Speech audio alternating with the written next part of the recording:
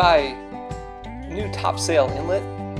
This is a little bit of a trouble spot on the ICW, though not at all really if you follow the channel markers here. It has you winding through a little bit. There's some shoaling that comes in on the sort of east side or south side of the channel here by the greens, and so the greens are moved over. Green 99A is way over to the shore, and they've also added a G99B to help you navigate through this part. When I was coming south in the fall, here we ran into a barge that was going in the same direction we were, south, and they had a hell of a time getting through here.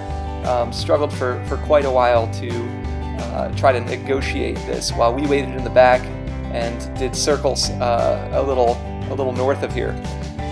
But in general, after we leave Wrightsville Beach, I feel like that's a transition point in the ICW.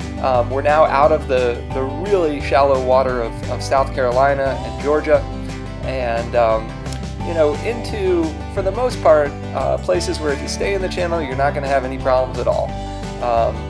And we'll take you through a little bit of that today as we go.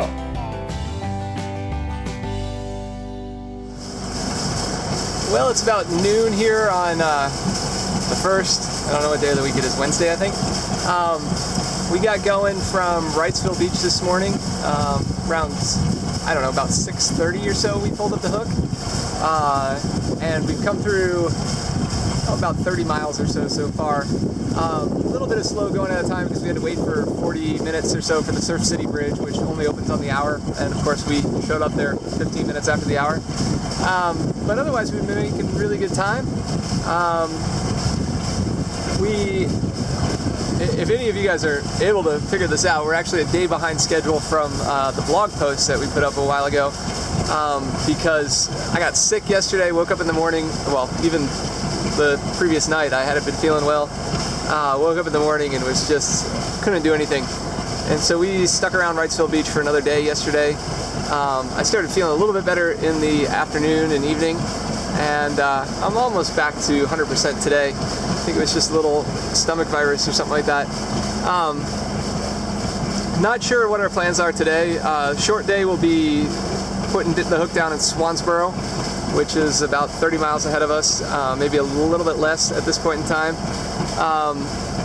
Or we might continue on to who knows where. There's an anchorage around Beaufort, a couple places we could anchor around Beaufort, Morehead City, or maybe we would just keep going. Who knows? We're talking about a lot of things, and we're just going to see what the weather does and how we feel later this afternoon. Not too much traffic here. It's sometime in the middle of the week, so it's pretty nice. We were just celebrating a little while ago because we officially sold our house. The closing happened today, so we were happy to have all that behind us, but we will check back in later. Well, here we are in Camp Lejeune, where occasionally there'll be some live fire exercises happening over at the ICW, and they'll close down the ICW for a couple hours. But we just saw folks in battle rattle passing by, heard some explosions in the distance and stuff. This is just north of the Onslow Beach Bridge, which opens on the half hour. There's quite a bit of current there, so be careful. And now we're coming up to some shoaling from Browns Inlet, and you can see this red boat is aground.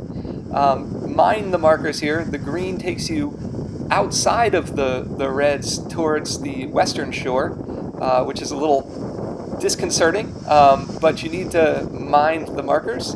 I used to joke that there was a tank in the water here. Oh, shit. And that wasn't a tank that we just hit, but the shoal coming into the channel. It seemed like it was an absolute wall that we ran into. It probably went very abruptly to about 2 or 3 feet deep. Here we are backing off.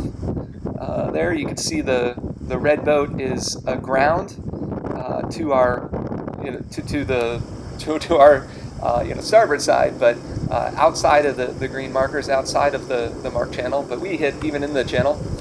It's pretty easy to back off here, and then we were on our way heading even farther towards the shore to get around it, but we did get around it without a problem.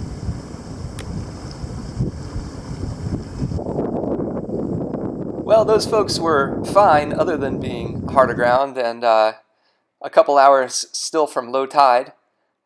They were bringing out their kayak at the time, and we're just going to kind of hang out and cruise around for a little bit, or a couple hours, I suppose.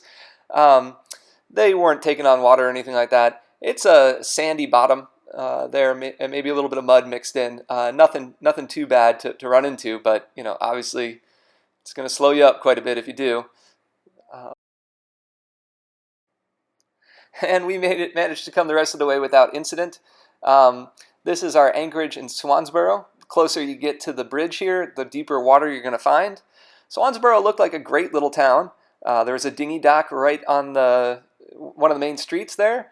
But we were just tuckered out and just got in late and just decided to chill out and relax on the boat and get an early start in the morning, which is exactly what we did. And you can come with us next time. Take it easy, guys.